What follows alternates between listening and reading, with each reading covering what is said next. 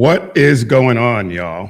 Welcome to the Mission Ready Men briefing right here on the SHR Media Network, where masculinity is still in full effect and faith has not been neutered. Today is Tuesday, January 27th in the year of our Lord 2026. And we're not just talking about politics here. We're engaged in spiritual warfare, and suicidal empathy is dressed up as progress. So we're fighting against all of that. We're done pretending, we're done pulling punches, and we're not gonna apologize. So if you are looking for a safe space, weighted blankets, some puppy therapy, you are in the wrong place, but stick it out because you might just learn something. They keep telling us that this chaos that we're seeing is spontaneous. It just happens. And they're protecting their neighbors. And these cities, though, they don't burn. They don't descend into this chaos by accident. They're following instructions. When the same tactics keep turning up in the same places at the same time, it's not protest. Not even close. It is a blueprint that is being followed. And if you want to know who's calling the shots, check the group chat. Let's get after it. So we all know that we all know what happened in Minnesota over the weekend. Alex Preddy, 37-year-old nurse, U.S. citizen, was killed by some Border Patrol agents. And he was, according to all reports, a lawful gun owner who was legally permitted to carry a weapon. He had no serious criminal history. And all this has been confirmed by the police chief and reporting and stuff like that. But that's not where the story ends. That's what they would like you to believe, but that's not where it ends.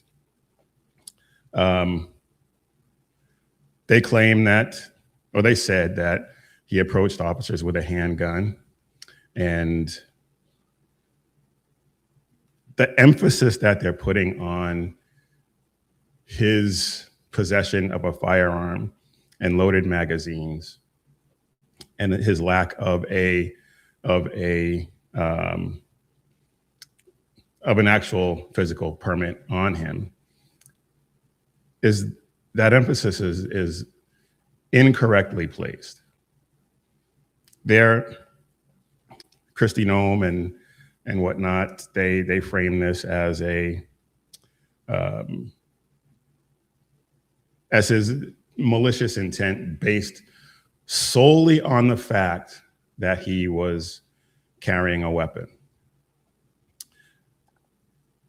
Let's listen to what Kash Patel had to say, and then we'll dig a little deeper into it, because this was I was really kind of shocked to actually see this and hear this. But take a listen to this. People are marching through Minneapolis. They are targeting the Border Patrol. I mean, it feels like the rhetoric and the protesting is only ramping up. What is your advice to the people right now who are outraged that this is a second killing at the hands of Border Patrol in 2 weeks? As Kristi said, you cannot bring a firearm loaded with multiple magazines to any sort of protest that you want. It's that. Okay. That's just flat out incorrect. And I was shocked to hear that come out of this guy's mouth. That's simple. You don't have that right to break the law and incite violence. We will, of course, always protect your First Amendment speech. And if you peacefully protest, there is absolutely nothing wrong with that. But you have seen a trend here, not just in Minnesota, but across the country, in these protests turning into violent scenarios and people attacking law enforcement. That's when you go over the line, and that's when law enforcement steps in. Well, you know, This is supposed to be and has been billed as the most pro-2A administration, DOJ, in the country's history. But what he just said feeds right into the left's narrative that guns are inherently bad. And now we have leftists who sound like they're pro-2A people, which is completely flipping the script. And these are the same people that wanted to put Kyle Rittenhouse and the McCluskeys in St. Louis under the jails, even though equating either of those cases to this is just, it is ridiculous because they're two completely different things. And they're also telling us that Ashley Babbitt, who was a violent insurrectionist, who was attacking a police officer, and she deserved to die. Same people, same people. You can't have it both ways. You can't have it both ways. And I'm not gonna get into Kristi Noem's comments. She was, as much as I think she is, she has been doing a good job. She messed up in that press conference, and I might be able to get to it a little later. But there's a lot in this case to get to. Every time I thought I had everything set, something else broke, something else was revealed, and so I'm going to try and get through it as best I can. I may miss some points because, like I said, this phrase is kind of overused, but it's been like drinking from a fire hose because it's been just that crazy. But I have watched so many different angles and played at so many different speeds of this incident, all the footage that, or most of the footage that I've been able to find out there. I've watched it multiple times. And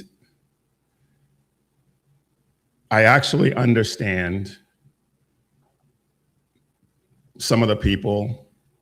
I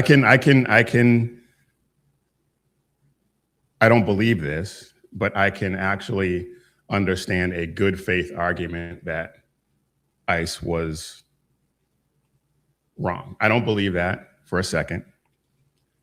But based on the evidence, based on the videos that are out there, people who don't know anything about use of force, people who don't know anything about police tactics, I can see how they might see this.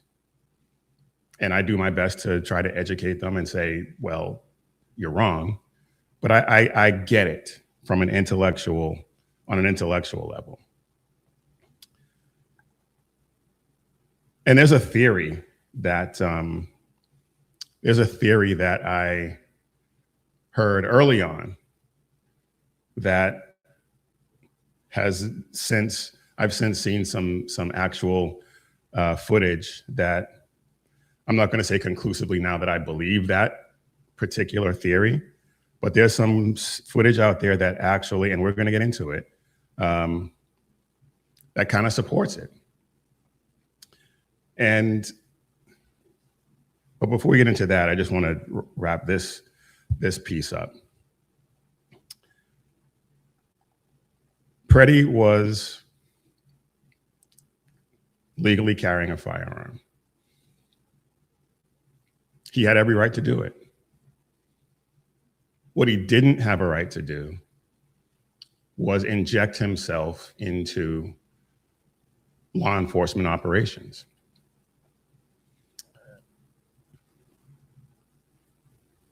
This is a tragic story. It didn't have to happen. He should still be alive. He absolutely should still be alive.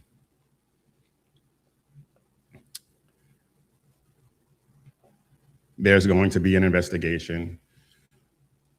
The fact that people like Walls and Fry and the rest of these morons already proclaiming guilt, already talking about calling it murder, doesn't help. Doesn't help.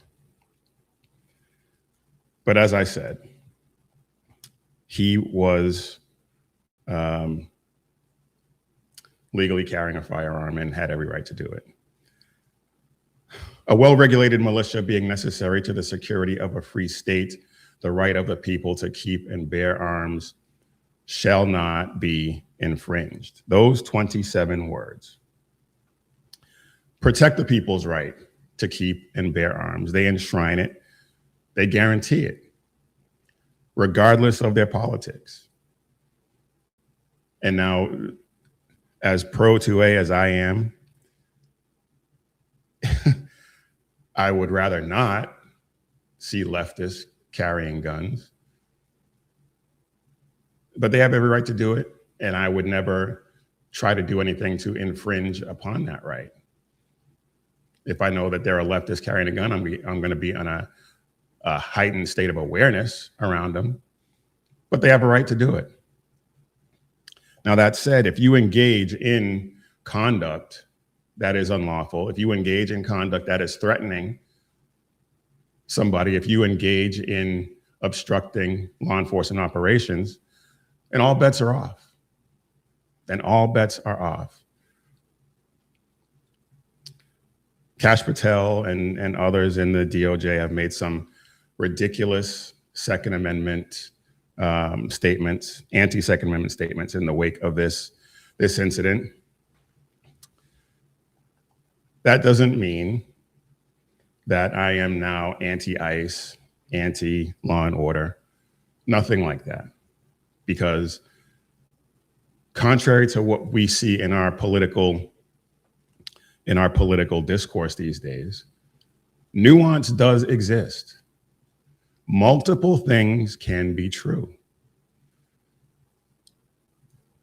You can be a staunch believer in the Second Amendment, a staunch advocate for the Second Amendment, and still believe that interfering in law enforcement operations is a stupid thing to do. Extremely stupid thing to do, whether you're armed or not. You can also believe, while holding those beliefs, you can also believe that enforcing immigration law is good and fundamental to maintaining our republic. And you can also believe, while holding those three views, you can also believe that Minnesota officials created this situation. They created the situation by encouraging violent confrontations while at the same time impeding federal enforcement of said laws. Those things are not inconsistent with each other. All of those things can be true.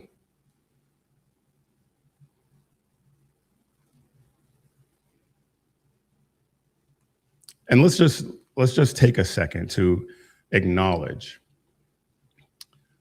how we got here. None of this would be happening if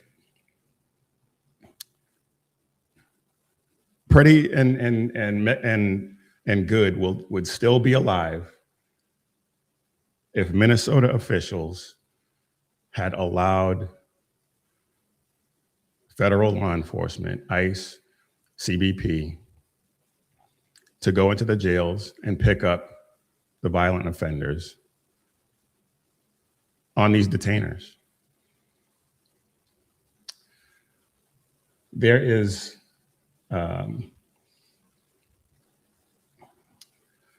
let's see. There is a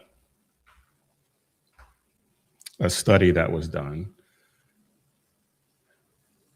that shows just how ridiculous it is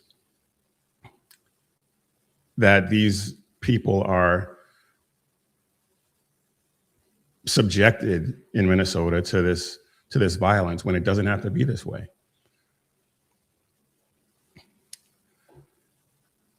Let's take a look at this real quick.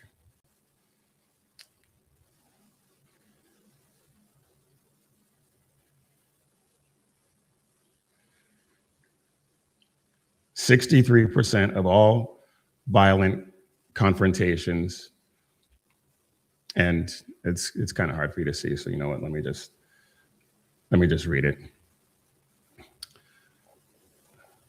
63% of all violent confrontations with ICE happen in 9 counties in the United States. The remaining 3,134 account for the rest. According to this study, actually, let me see if I have the link. I don't, but the other 3,134 counties, you are 590 times more likely to deal with a violent confrontation in those 9 counties than you are the remaining counties. And what do you think those 9 counties all have in common? They're all in blue cities run by Democrat mayors who have refused to allow ICE into their jails. That's it. That's it. I think I mentioned this last week. Texas has 10 times as many arrests as they do in Minnesota. But you don't hear about any of that violence because ICE is picking these people up in the jails and the prisons. It's really that simple. And that's how we got here. And if the officials in Minnesota will just comply and cooperate, Alex Preddy and Rebecca Good would still be alive.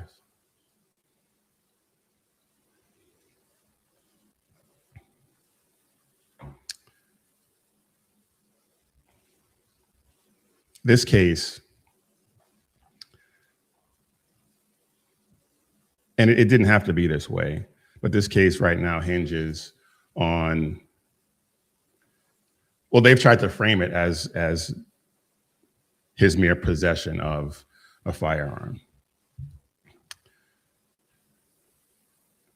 And it raises questions about how narratives are formed and whether lawful gun ownership, lawful possession, can be framed as intent, like Patel and Noam said, or implied anyway, at the very least. It highlights the gap between official rhetoric and verified facts.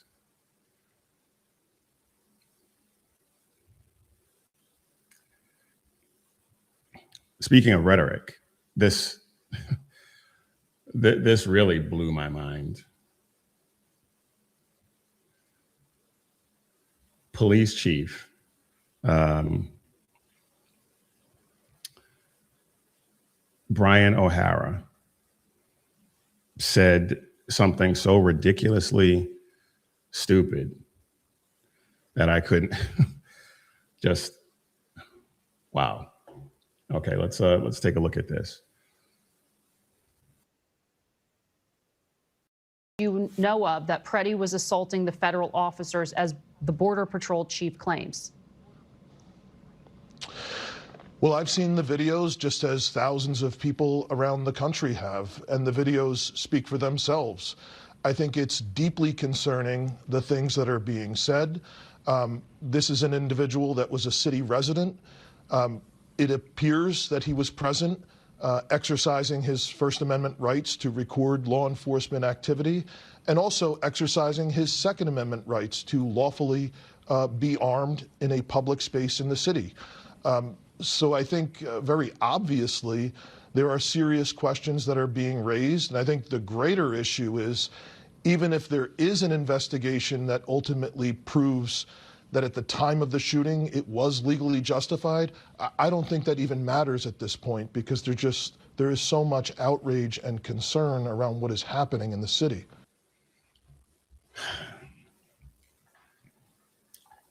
Even if it turns out after investigation that it was a justified shoot, it doesn't matter? Really? How does that make any sense? Of course it matters.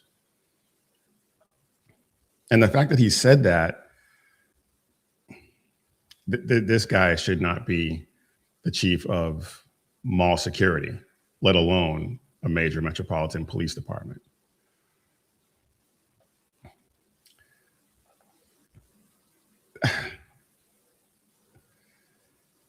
And it's not just him.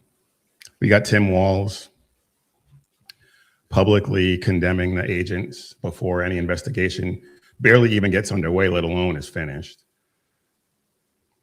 Inflames public outrage with his ridiculous nonsense.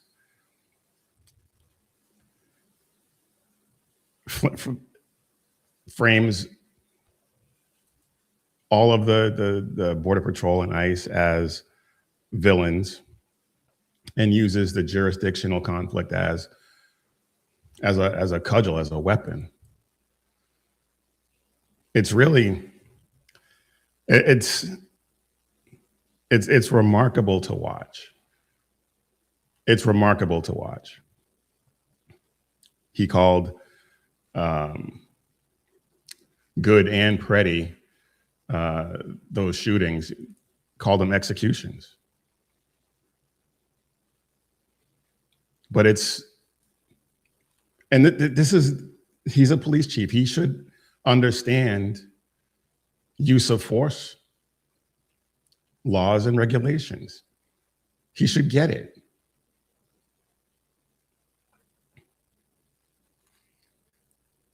Self-defense, use of force those standards don't bend to the whims of an angry mob or political pressure. It doesn't work that way. And they're all about talking about due process, but declaring guilt before an investigation barely gets underway completely poisons the idea of due process.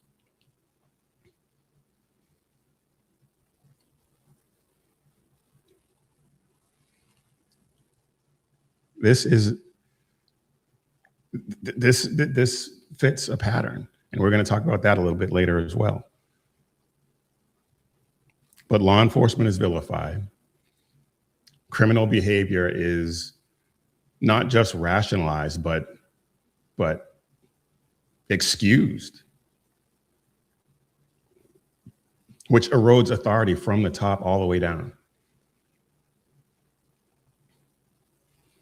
And from this guy's words, his officers are gonna take the lesson that you can enforce the law as long as you don't upset anyone. And the result of that is hesitation, withdrawal altogether, and you embolden the criminals and just invite more chaos.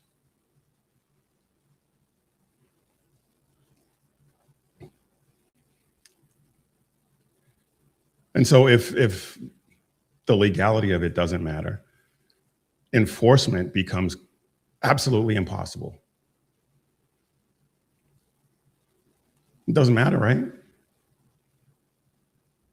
If outrage dictates justice, then mob rule replaces order. And of course, we know from paying attention, that's what the left really wants. They want chaos. They thrive on this chaos.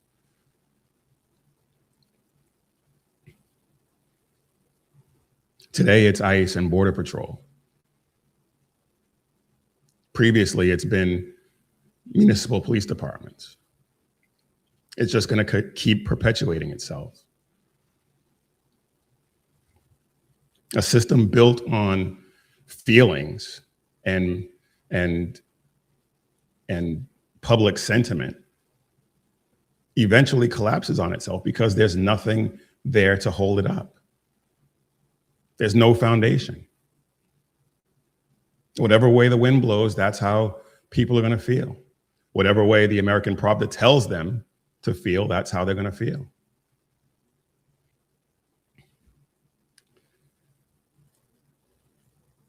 At this point, the question isn't whether chaos spreads. It's just a matter of how fast.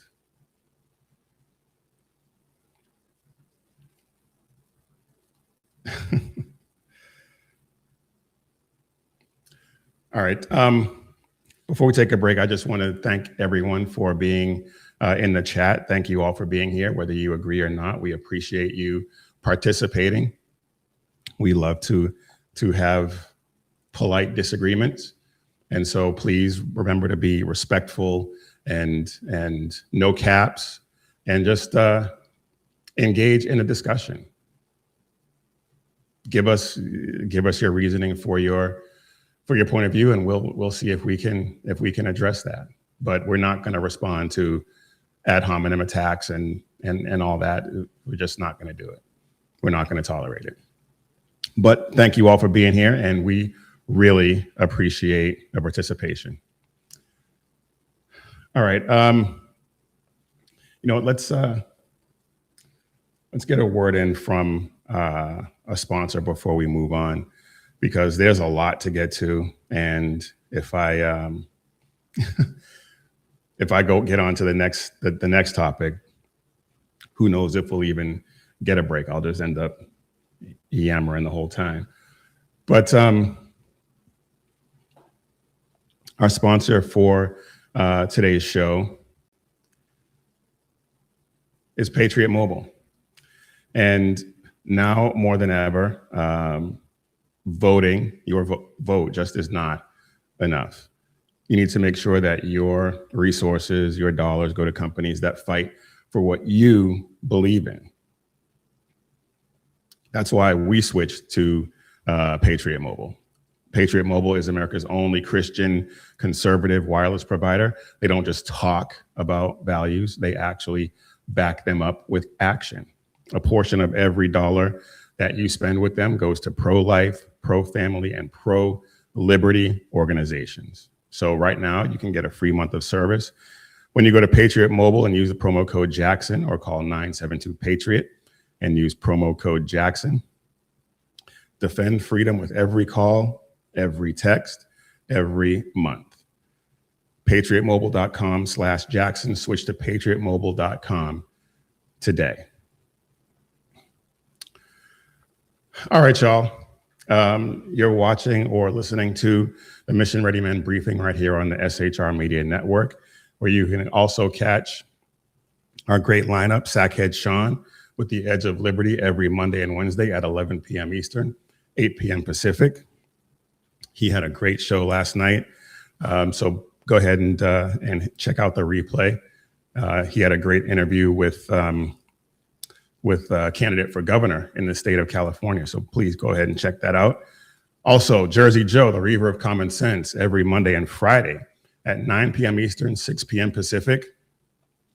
And BZ with the Berserk Bobcat Saloon every Tuesday and Thursday at 11 p.m. Eastern, 8 p.m. Pacific. Please be sure to like and subscribe and share all of these great shows, and pray that we continue the breakthrough that we're experiencing. Last I looked, we were at 886 subscribers. So we have been growing. So we thank you all very much for that.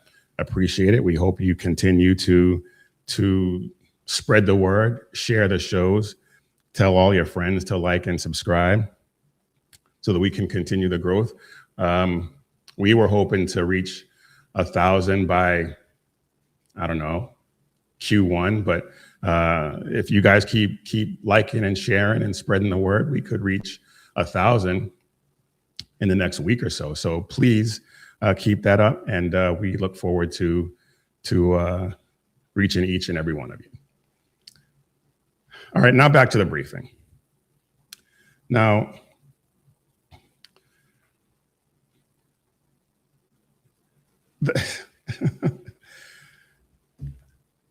there have been reports surfacing that there is a private signal chat that Cam Higbee, independent journalist, infiltrated, and that is outstanding, because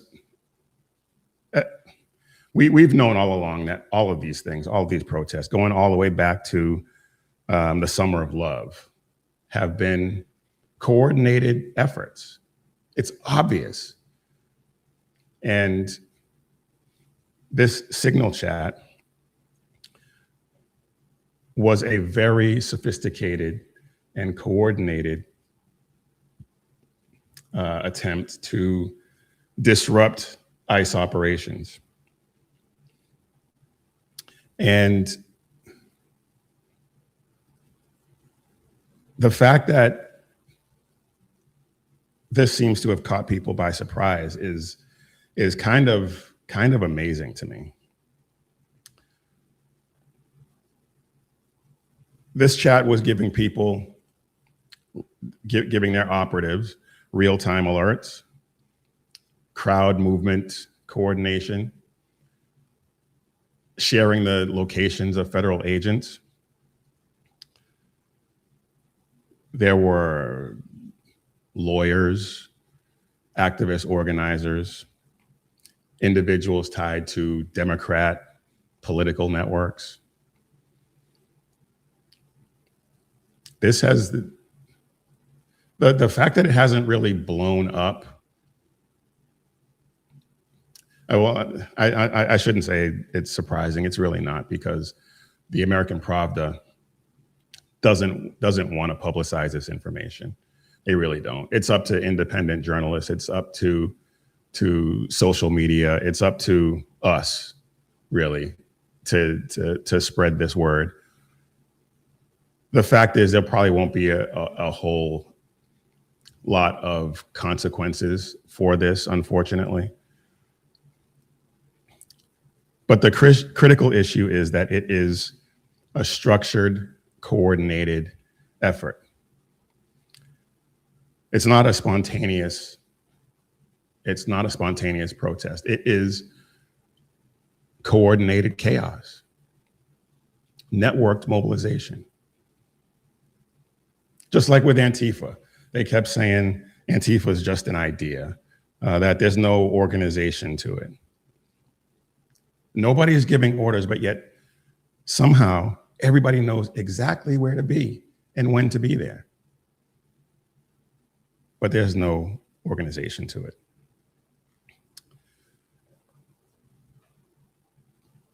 This is the part that people who don't want to see it pretend to not see. There was an analysis done by a former special forces operator. And he said that these patterns, what he's seeing with this, is familiar. It is early stage insurgency.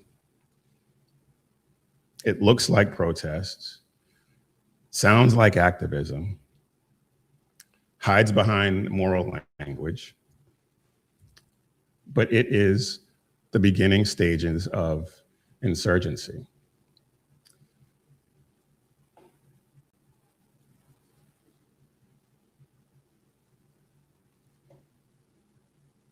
I know this might be a little hard to see, but I'm gonna bear with me. Because this is, as I said, a Special Forces veteran. Actually, you know what? I think maybe there's a tweet. Let's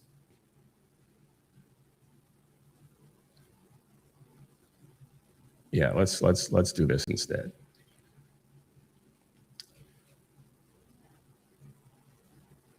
This is Eric Schwam, who was a former Special Forces warrant operator, and it's still really tough to see, I guess.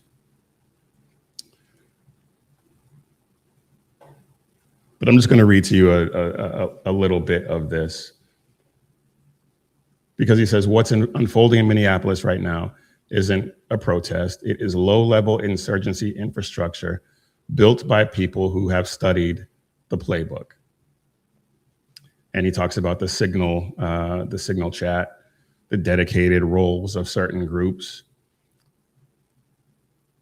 It's not spontaneous outrage, according to Eric Schwam.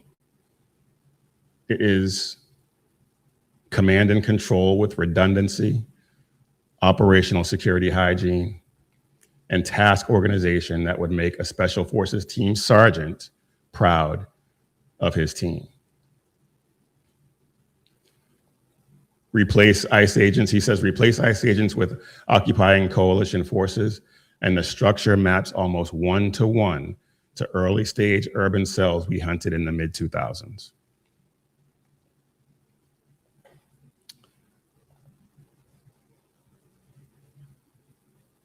It's, as I said, and it's been obvious from the beginning.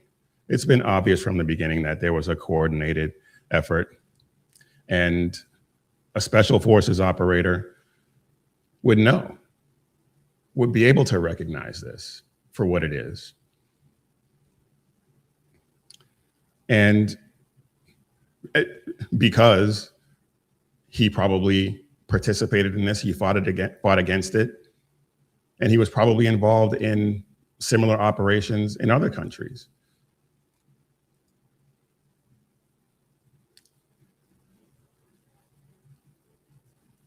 This is not going to end well. This is not going to end well if we don't nip it in the, well, we should have nipped it in the bud in 2020 during the Summer of Love. But this is something that we're going to have to get a handle on, and get a handle on it quick. Because the key markers of this low-level insurgency, as he put it, are visible. Narrative warfare, delegitimization of authorities, spotters, and we're going to get into that here in a second as well. Hesitating to enforce laws. It's not about overthrowing the United States government altogether, but it's about making enforcement almost impossible. And this insurgency, it's not going to start or even end with bombs, but it has started with excuses, and the excuses coming out of Minnesota right now are obvious. Like I said, just with Antifa, no obvious leaders on paper, no official announcement, no website, just mutual aid, community alerts, support networks, the whole shebang. It's modern destabilization working.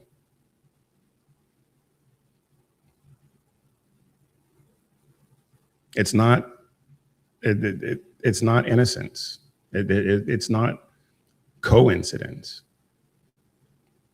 It's design. And I talked about spotters. And James O'Keefe from formerly Project Veritas, now O'Keefe Media Group, he went to Minneapolis to document the activist activity, the insurgency. And almost as soon as he touched down, as soon as he got there, he was met with a hostile response, aggressively confronted. This is just these. I don't even understand.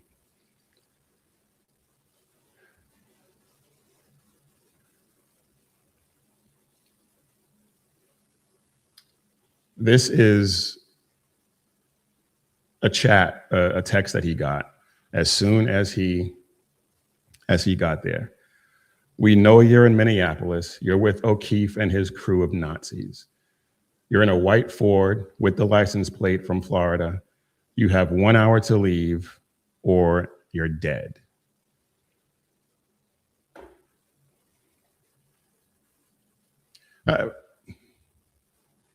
What do they think they're going to accomplish with that? It blows my mind that these people think that that's going to win people over to their side.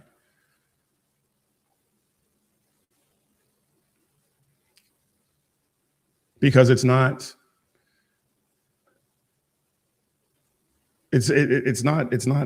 random, spontaneous anger. It's boundary enforcement. It's like basically creating a CHOP or a CHAZ like they did in Seattle, just without the physical barriers.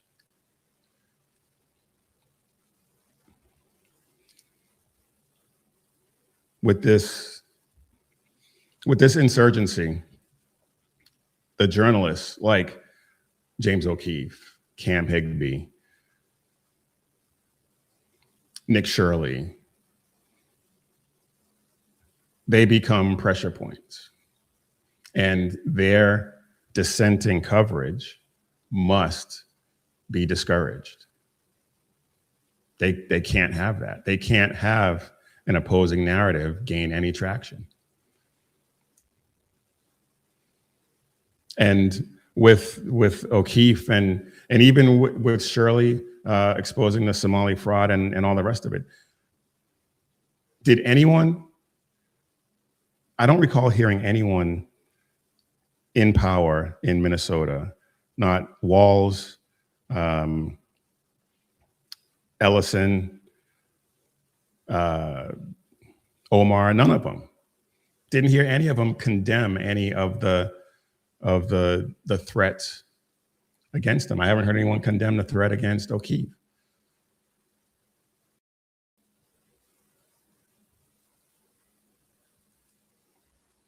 No, I haven't heard anyone in the media on the opposite side, on CNN, on BS Now, haven't heard any of them condemn it.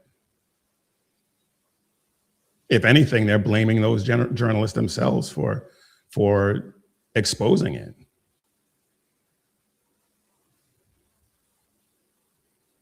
They love to talk about the First Amendment. Donna Lemonade loved to talk about the First Amendment, the right to protest, the freedom of the press. But they only love it as long as the press is telling the right story. As soon as someone in the press says something different, well, then the gloves come off.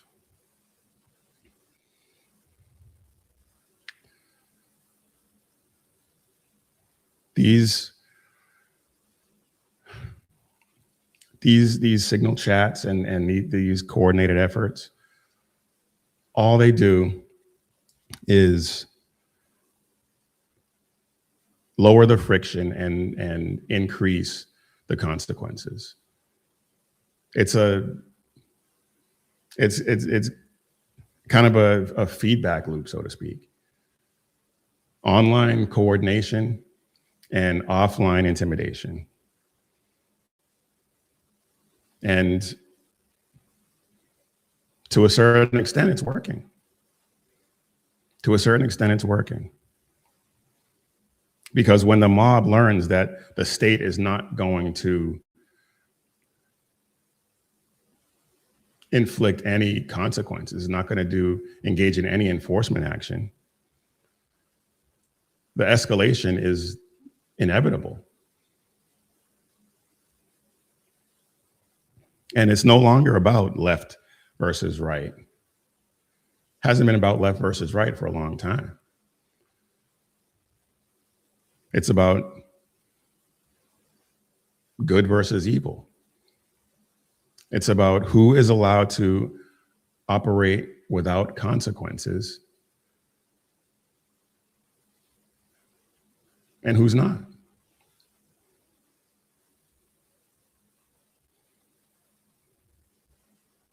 If there's no price paid for intimidation, if there's no price paid for any of this, then the only thing that's going to happen is it's going to escalate.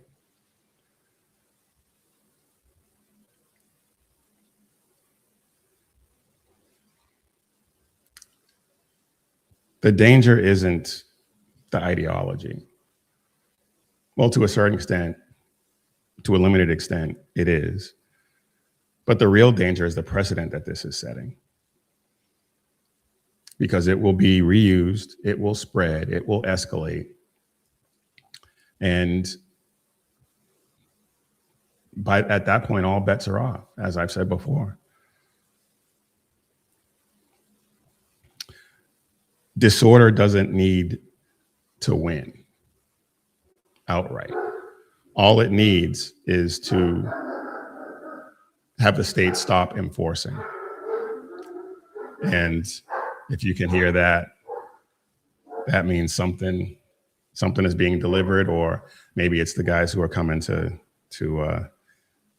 dig us out from this storm. Who knows?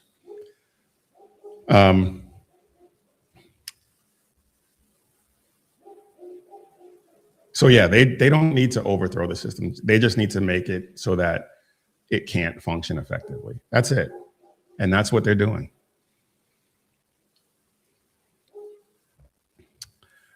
Now,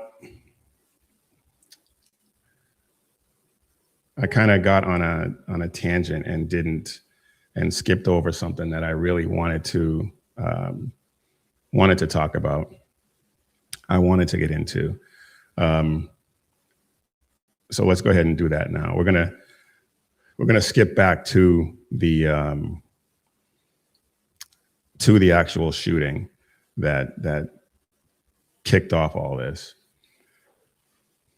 And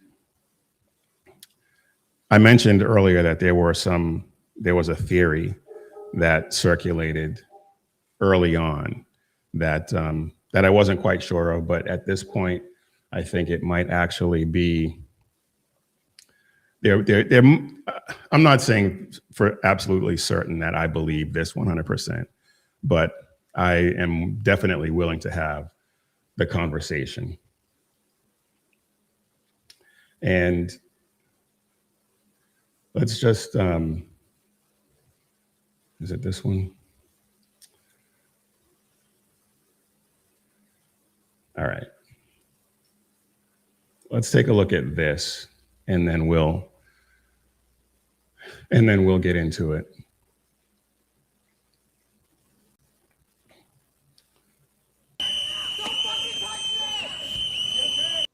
I'm going to mute it because the whistle is annoying. Pay attention to this guy.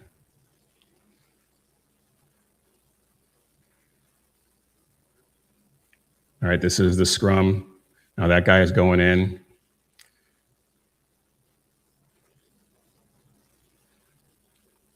and he has the gun. Now,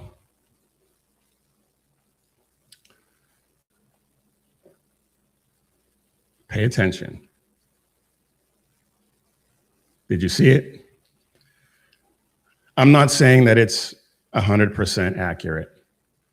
I'm not saying that I believe it, but like I said, I'm willing to have the conversation. And the theory was that this guy was carrying a P320, a 6-hour P320. And if you have any, if you pay attention to the gun world at all, you know that the P320 is notorious for spontaneous discharges.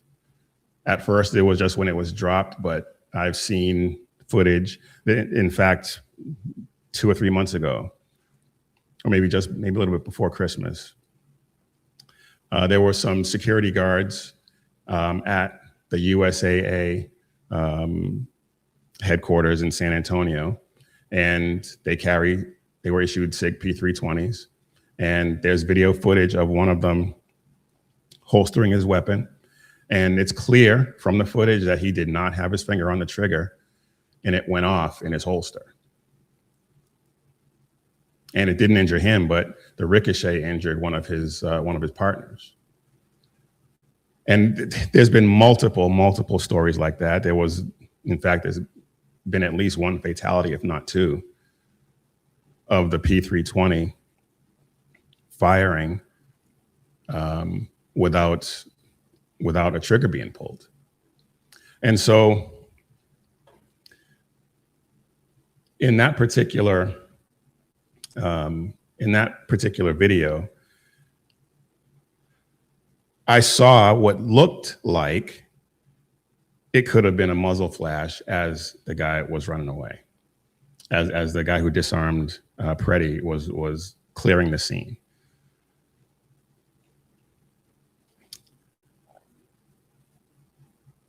There's another one that's in slow motion that I want to check out. And that's this one right here. So let's take a look at this one.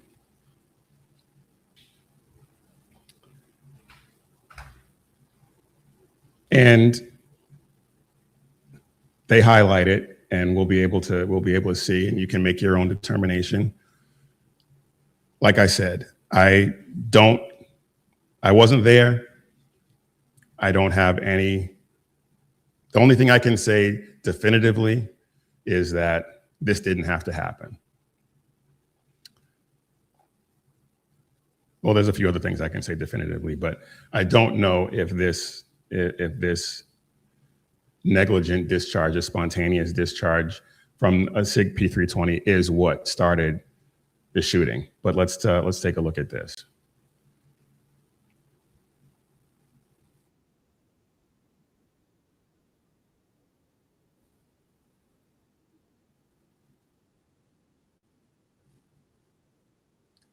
Now, as you may be able to see, it looks like, see, he has it marked, the slide is back. And it does look like that to me. And you can see that his finger is not on the trigger.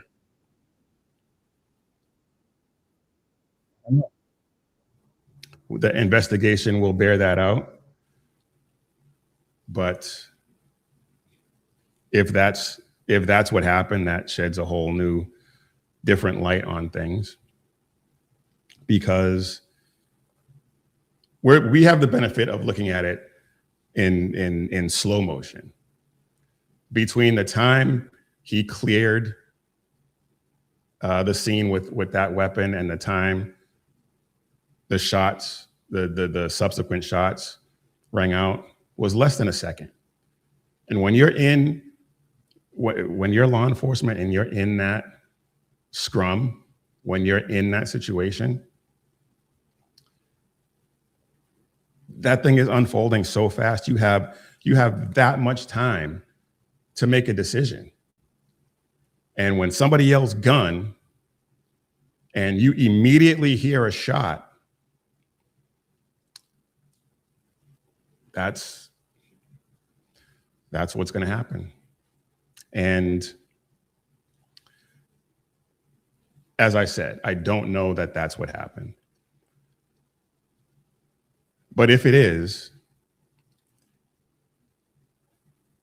that's an unfortunate consequence of injecting yourself into a law enforcement operation with a gun.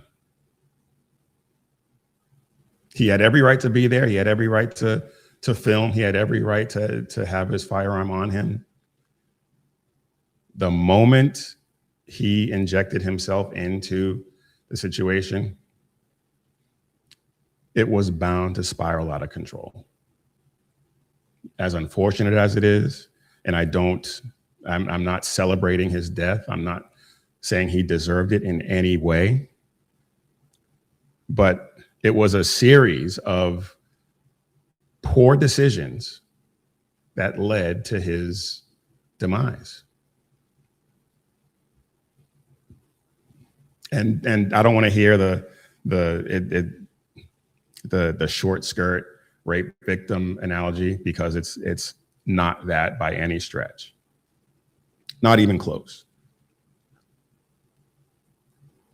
Because he brought it on himself, unfortunately. He brought it on himself. I know many people who have been to rallies, who have been to protests. You see the images of them all over the place. People with firearms at these rallies, shaking the hands of police officers, thanking them for what they do, while armed, sometimes even open carrying.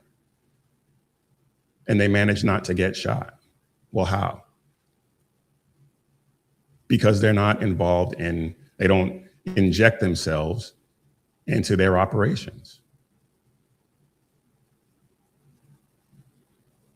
And I mentioned the Kyle Rittenhouse analogy, and people are bringing that up, saying, "Well, you think he's a hero, but this guy." Kyle Rittenhouse was defending himself.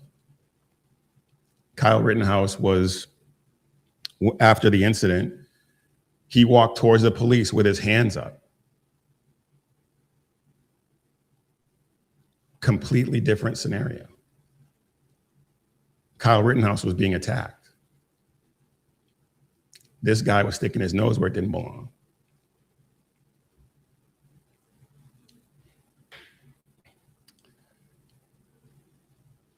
So, as sad as it is that he is no longer with us, there's a lesson to be learned. There's a lesson to be learned. And the lesson is, don't inject yourself into law enforcement operations, whether you're armed or not. Whether you're armed or not. Because it is only going to end badly for you.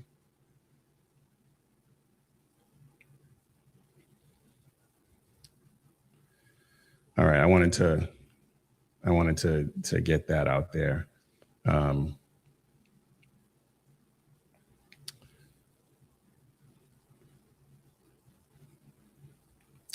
You know what, we got about a half an hour left.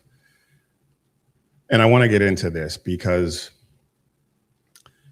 as I was preparing, doing last minute prep for the show, I came across another story related to this.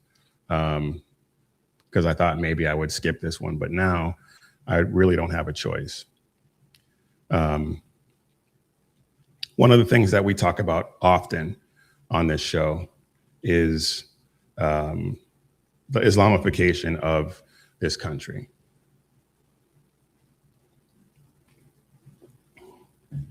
And it is happening at an accelerated rate. And it's another one of those things that the American Pravda doesn't want to talk about because it's Islamophobic or racist or any of the ists or any of the phobes. And it's happening with, like I said, it's happening at an accelerated rate, even in the state of Texas. And the Austin City Council has voted to commemorate Care Austin Day as part of Muslim Heritage Month. And it's not CARE, C-A-R-E, it's CAIR, C-A-I-R, Council of American and Islamic Relations. You know, the group that Greg Abbott designated as a terrorist and criminal organization? In Austin, the Austin City Council defied that order and is recognizing CARE.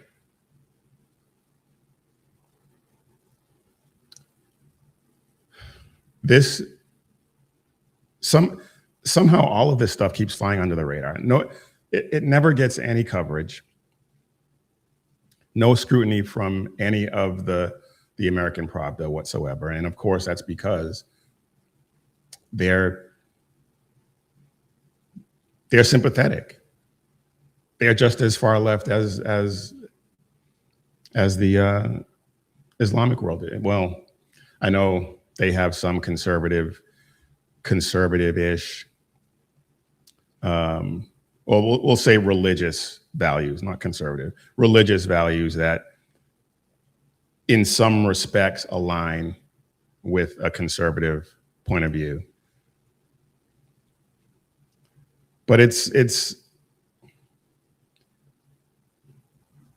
they just don't want to recognize the danger that Islam poses.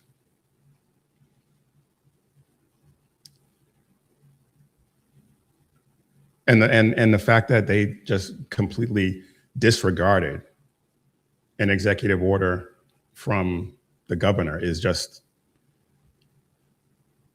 baffling to me.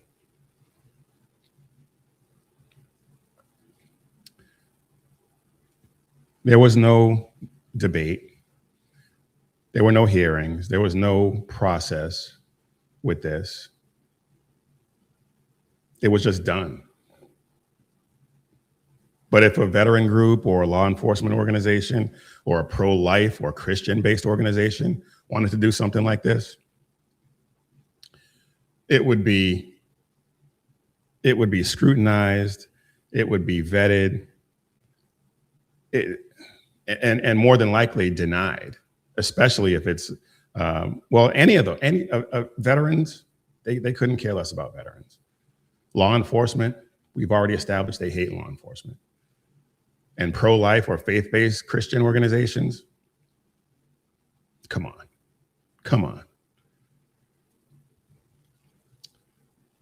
But when you frame it as heritage and rush it through, then once you get it done, you can label everyone who opposes it as a bigot after the fact.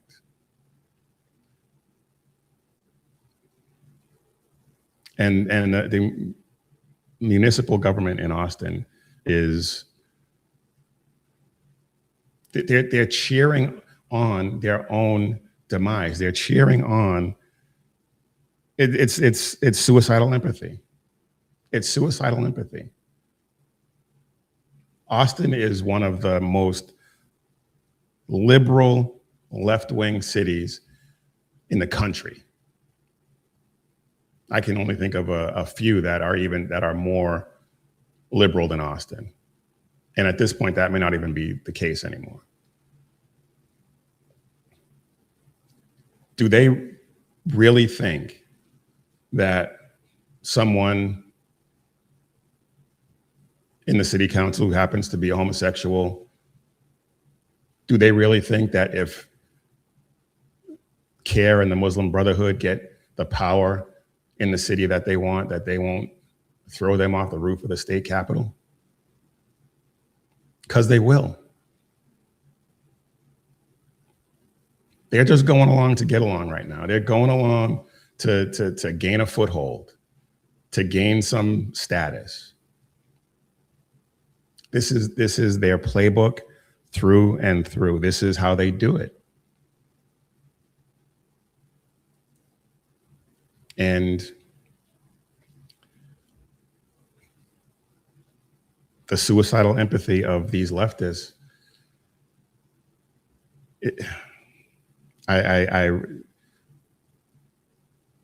it's like they've never read the Quran. It's like they've never seen a report of how they treat homosexuals. And these these gays for Palestine and all this nonsense, come on. It's so stupid. So stupid.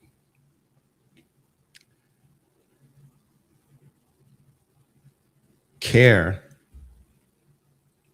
the Council for American Islamic Relations, is a terrorist organization with ties to the Muslim Brotherhood and Hamas and a host of other terror organizations. They have a history of lobbying, litigation activism, and media pressure campaigns. And so this isn't about Muslims being our neighbors. It's about a government endorsing an ideology that is diametrically opposed to its own interests.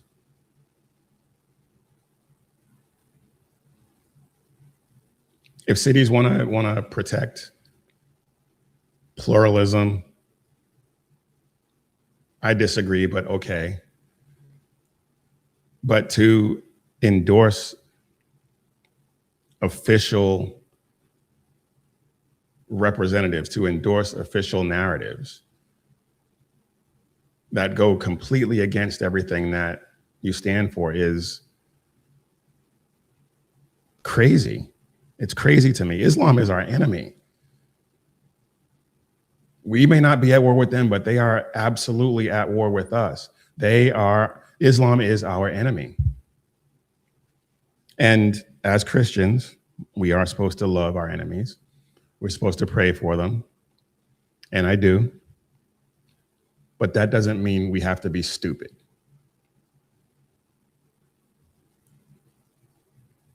Allowing Islam this much influence in our society is stupid.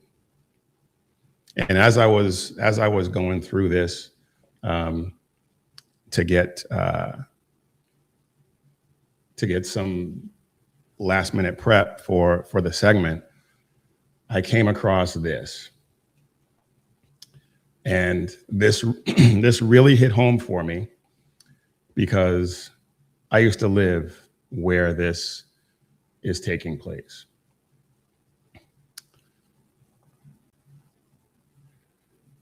This is a Rare Foundation website.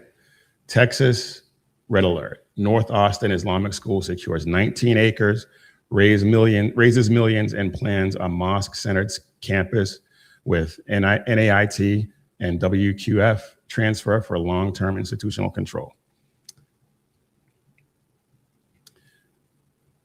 This is a Muslim and Islamic complex that is being proposed in the city of Leander, Texas. I used to live in Leander, Texas. When we first moved there in 2007, it was a rural area, very country. They had a supermarket and a couple of bars, and that was pretty much it. It grew exponentially in the years that we were there, which is why we moved. And now there's an Islamic complex about to go in. And it's sad to see, actually. It really is. And let me see if I can find the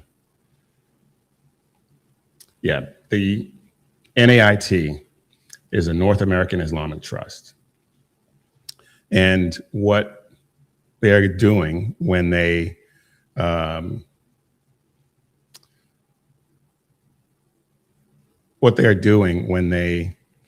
purchase this land under this trust, it is in the paperwork that what is going to happen is once everything is purchased and finalized, it is going to transfer to the WAQF, which is an Islamic religious,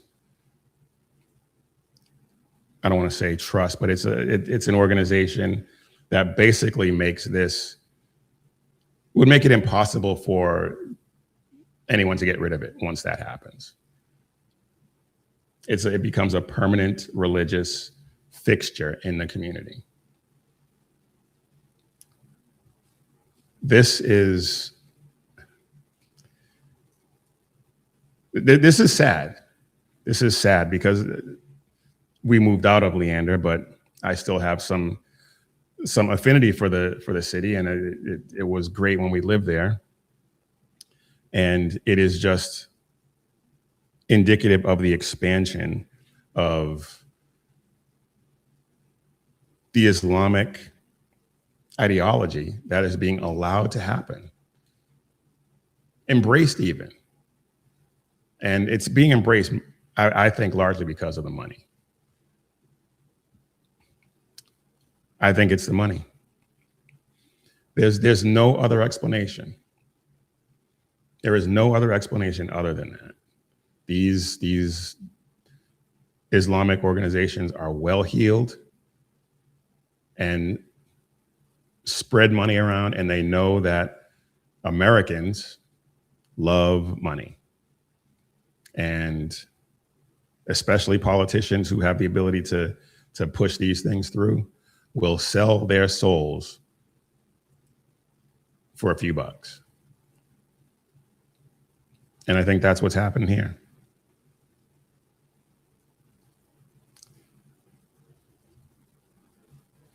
And so CARE and these Islamic schools and all the rest of it, it's happening on the UT campus too, by the way. There's an Islamic center that has been built on the UT campus.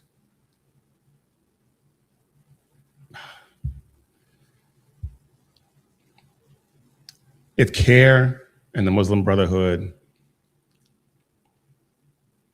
get a city recognized day and a school campus in an Austin suburb, that just shows that there is no limiting principle. No limiting principle. And once government starts commemorating these holidays and these advocacy groups, there's no more neutrality. This is the United States. This is America. And why anyone with a couple of firing neurons doesn't understand how much Islam hates us is beyond me. I know a lot of these people have been paid off. I get it. But there has to be somebody in the midst of all this to say, hold up, let's pump the brakes on this. But no.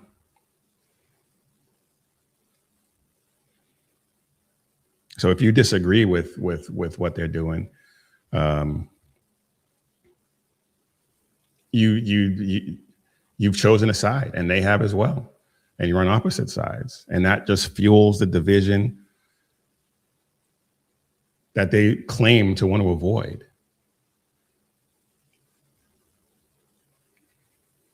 They're normalizing an ideology that absolutely hates us and has said in no uncertain terms numerous times You can go on X, on any social media, and see it all for yourself all day long. They hate us. They're going to make sure that Islam is in every household. They have said numerous times that homosexuality is punishable by death. They're allowed to beat their wives. They're allowed to, the things that they're allowed to do, it's just horrific. And that's what they want in this country. And so many politicians are just swinging the doors wide open. And we gotta stop it. We have to stop it.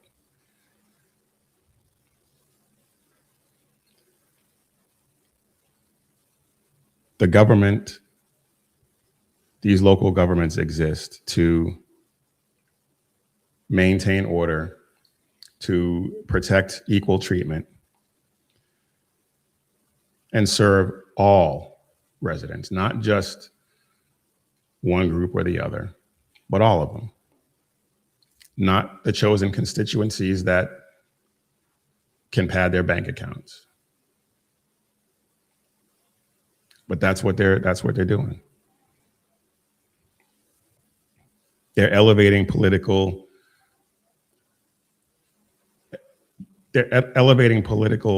constituencies above others simply because they got money. And Austin and Leander, which is just north of Austin, they're not recognizing a culture at this point.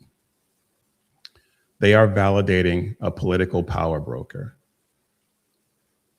who at the end of the day is going to try and destroy us. And they couldn't care less. They couldn't care less. And that is sad to see.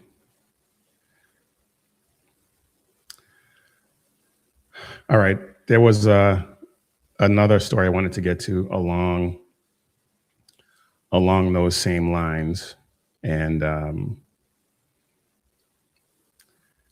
we hung out in Minnesota a little bit too long because there's a couple of things I wanted to get to that at this point, with 10 minutes left, I don't really have that kind of time. But there were a couple of things that I do want to just leave you with. As I said, I used to do this segment called Adventures of the Galactically Stupid. And it's funny because I actually saw somebody on one of the sites I look at.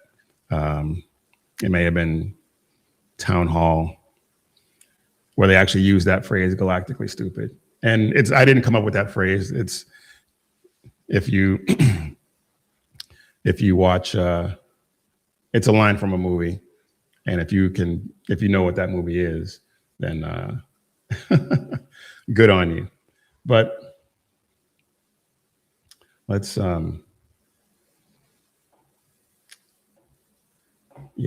a look at this, because this doesn't really fall into the galactically stupid. Well, it kind of does. So yeah, these people are insane. These people are absolutely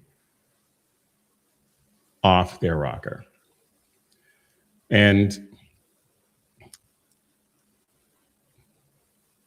Libs of TikTok does some great work, and they don't do anything other than repost the stupidity of these leftists.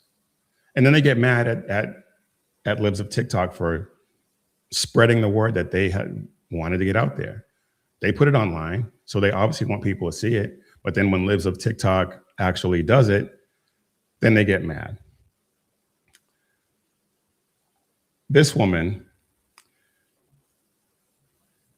basically threatened the lives of any ICE agents that she comes across. So just, these people are insane. I thought of something good. I think it's something weird spot. Sabotage tactic, or at least scare tactic. All the medical providers, grab some syringes with needles on the end. Have them full of saline or succinylcholine, you know, whatever.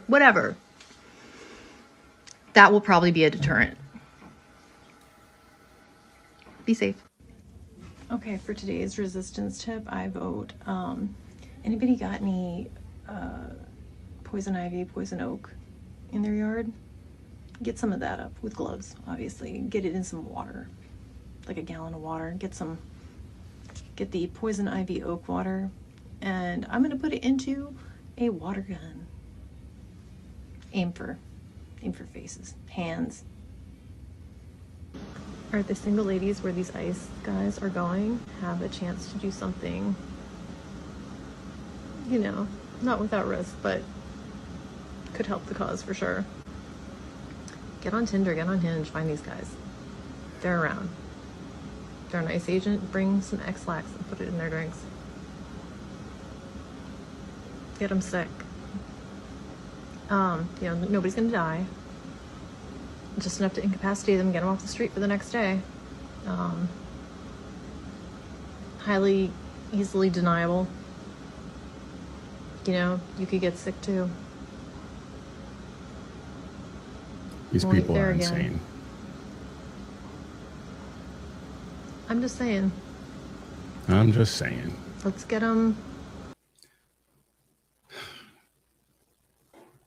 She's not the only one. I mean, there are a number of these lunatics out there that are doing this stuff.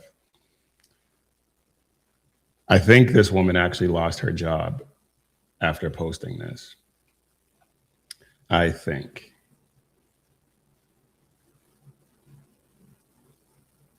I'm not sure. Maybe she did, maybe she didn't. She should. She should. But it just goes to show you that these people are unhinged. Unhinged. And it's it's staggering to think that these people are in positions like this nurse who we just heard talk about inflicting injury on ICE agents that she comes across and encouraging her cohorts to do the same thing. It's really beyond me. I don't understand what goes on in these people's minds to think that this is okay. I think that these people are absolute lunatics, but I would never advocate for someone to go out of their way to intentionally inflict harm on them. If you come at me, if you come after someone that I love and that I want to protect, well, that's a different story. But to just randomly systematically seek out someone to inflict harm on them, that's demonic. That's sick.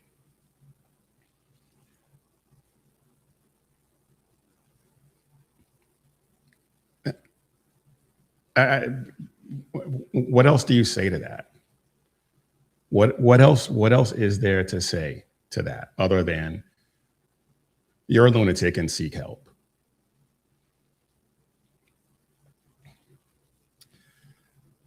They all need to seek help. They all need Jesus is what they need. That's what they really need. They need to seek help on their knees in prayer. That's what they need. Because this is insane. And I really don't think that anything other than that is gonna make a difference.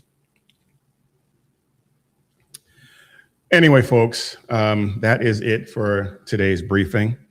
We're not here to just fill airtime. We are here to equip Christians to spread the gospel of Jesus Christ and carry the banner of faith, freedom, and hope into the next generation. And if any of what we said here today matters to you, don't just watch, share it. Bring another man into this fight. If you want to wear what you stand for, like this Tree of Liberty shirt that I'm wearing, or any of the other great designs that we have over there, head over to missionreadymen.com and click Shop 7 Armors and check out all the designs we have over there about bold faith, true grit, and unapologetic patriotism. And remember, when seconds count, the police are only minutes away, but the Lord is right there with you. So keep your prayers going up and your head on a swivel. God bless.